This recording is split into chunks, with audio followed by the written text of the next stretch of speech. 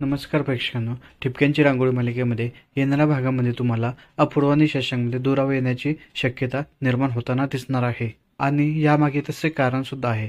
तर प्रेक्षकांनो, झालं असं की अपूर्व आणि शशांकचं लग्न झालं आहे आणि शशांक कित्येक दिवस झाले अपूर्वाच्या जवळ जाण्याचा प्रयत्न करतोय, पण अजूनही ते एकमेकांच्या जवळ आलेले नाहीयेत. आणि आता वैशूच्या येण्याने सुद्धा हे अजून एकत्र आलेले नाहीयेत. पण आता अपूर्वाने घेतलेल्या एका निर्णयामुळे अपूर्वा आणि शशांकमधील दुरावा वाढू शकतो. तर प्रेक्षकांनो, झालं असं की याला कारणीभूत अंजली वर्तक आहे. तुम्हाला तर माहितीच असेल की अपूर्वा आता तिच्या घरी एक दिवसासाठी आलेली आहे आणि तेव्हा ती अपूर्वाला शशांकपासून दूर ठेवण्यासाठी एक प्लॅन करते. तिला सांगते की अजून तू खूप लहान आहेस, लहान बाळाचा तुम्ही अजून विचार केलाय का? नाही ना? तेव्हा अपूर्वा तिला नाही बोलते. यानंतर अंजली वर्तक बोलते की याचा विचार सुद्धा करू नको, तो खूप लहान आहे. यामागे अंजली वर्तकचा प्लॅन असतो की यांचं जर एक बाळ झालं तर यांना वेगळं करणं खूप कठीण जाईल. आणि म्हणूनच ती अपूर्वाचे कान भरते आणि अपूर्वा सुद्धा तिच्या बोलण्यात आलेली आहे.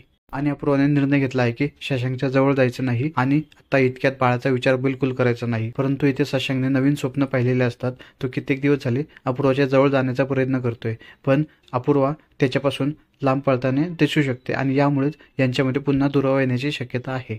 आता पाहू प्रेक्षकांनो, येणाऱ्या भागामध्ये नक्की काय दाखवतात.